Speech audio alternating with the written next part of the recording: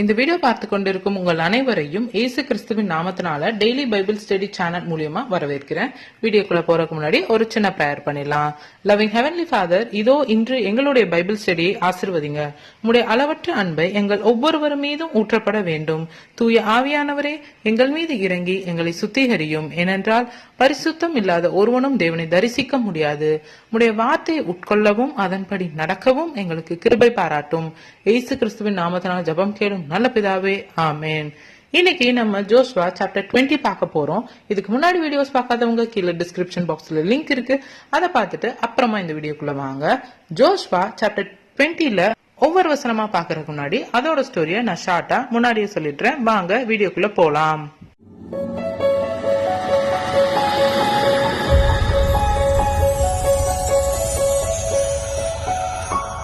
Joshua chapter 19 எப்படி முடியும்னா, எல்லா குலத்துக்கும் நாட்டை பங்கு பிரிச்சு கொடுத்ததா முடிஞ்சிருக்கும்.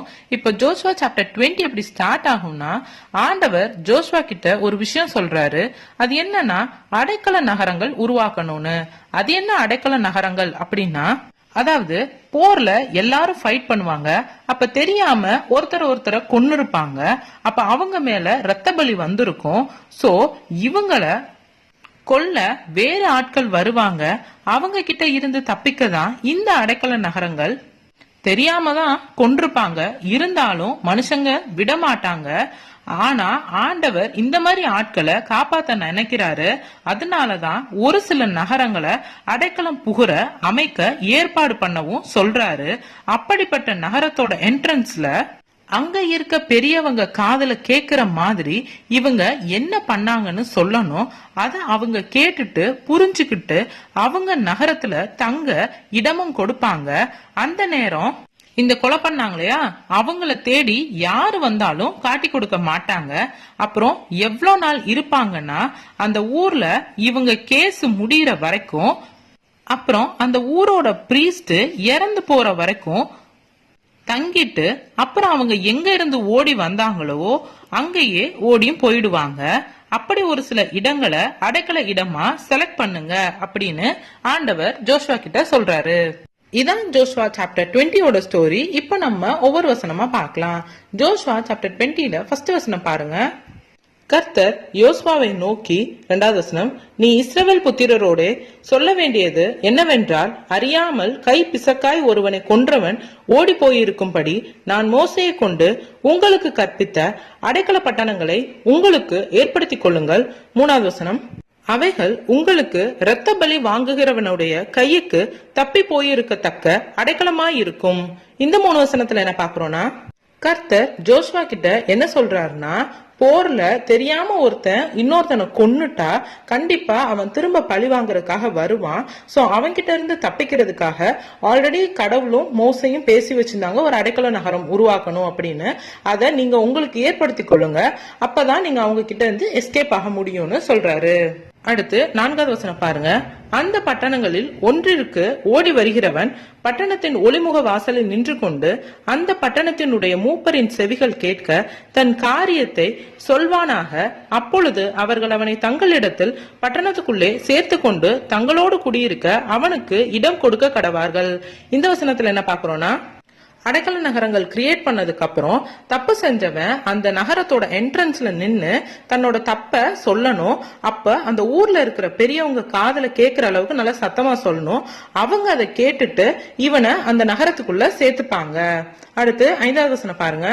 பழி வாங்குகிறவன் அவனை தொடர்ந்து வந்தால் அவன் பிறனை முற்பகையின்றி அறியாமல் கொன்றதினால் அவனை இவன் கையில் ஒப்புக்கொடாதிருக்க வேண்டும். 6வது வசனம், நியாயம் விசாரிக்கும் சபைக்கு முன்பாக அவன் நிற்கும் வரைக்கும் அந்நாட்களில் இருக்கிற பிரதான ஆசாரியன் மரணம் அடையும் வரைக்கும் அவன் அந்த பட்டணத்திலே குடியிருக்க கடவான்.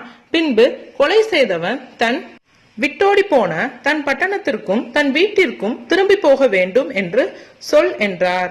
இந்த 2 வசனத்துல என்ன பாக்குறோம்னா, ஒருத்தர் தெரியாம கொலை செஞ்சுட்டு வந்து அந்த நகரத்துல அடைக்கலம் புகுந்தாங்கன்னா அந்த ஊர்ல இருக்க யாரும் அவனை காட்டி கொடுக்க மாட்டாங்க. அதுக்கப்புறம் எவ்வளவு நாள் அந்த ஊருக்குள்ள அவங்க தங்கி இருக்கலாம்னா, அந்த ஊரோட பெரிய ஹெட், அந்த ப்ராப்ளம் நடக்கும் போது இருந்த ஒரு ஹெட் இறந்து போற வரைக்கும் அவங்க அந்த இடத்துல இருக்கலாம். அதுக்கப்புறம் அவங்க அவங்களோட வீட்டுக்கு போயிடலாம். அடுத்து 7வது வசனம் பாருங்க.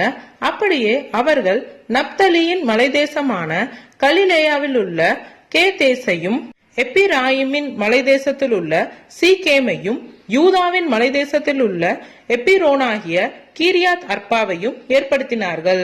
இந்த வசனத்துல என்ன பாக்குறோம்னா, எல்லா மலை தேசத்துல உள்ள ஒரு சில ஊர்களை அவங்க அடைக்கல நகரமா செலக்ட் பண்றாங்க. அது என்னன்னா கேதேஸ், சீகேம், கீரியாத் அர்பா அப்படிங்கிற நகரத்தை அடைக்கல நகரமா செலக்ட் பண்றாங்க. அடுத்து 8வது வசனம் பாருங்க.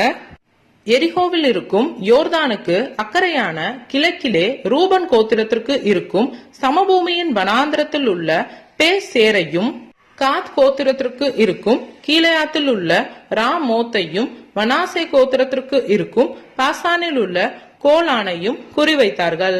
இந்த வசனத்துல என்ன பாக்குறோம்னா, இன்னும் 3 நகரத்தையும் செலக்ட் பண்ணிருக்காங்க. அது என்னன்னா பேரேஸ், ராமோத், கோலான் அப்படிங்கிற 3 நகரத்தையும் அடைக்கல நகரமாவும் வச்சிருக்காங்க. அடுத்து 9வது வசனம் பாருங்க.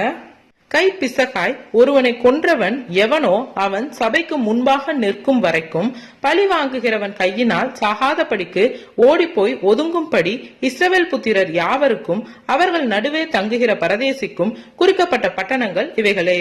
இந்த வசனத்துல என்ன பாக்குறோம்னா, வசனம் 7லையும் 8லையும் பார்த்தலையா ஒரு சில நகரங்கள், இது மட்டும்தான் அடைக்கல நகரமா இருக்கும். இங்க போனா அவங்க அவங்களோட உயிரை காப்பாத்திக்கலாம். இப்போ நம்ம ஜோஸ்வா சாப்டர் 20ல ஒவ்வொரு வசனமா பார்த்து முடிச்சிட்டோம். இனி நீங்க என்ன பண்ணணும்னா, ஒரு முறை பைபிளை நல்லா ரீட் பண்ணுங்க. இதுல நான் ஏதாவது தப்பா சொல்லியிருந்தாலும், உங்களுக்கு ஏதாவது புரியலனாலும் கீழே கமெண்ட் செக்ஷன்ல கமெண்ட் லீவ் பண்ணுங்க. Praise the Lord.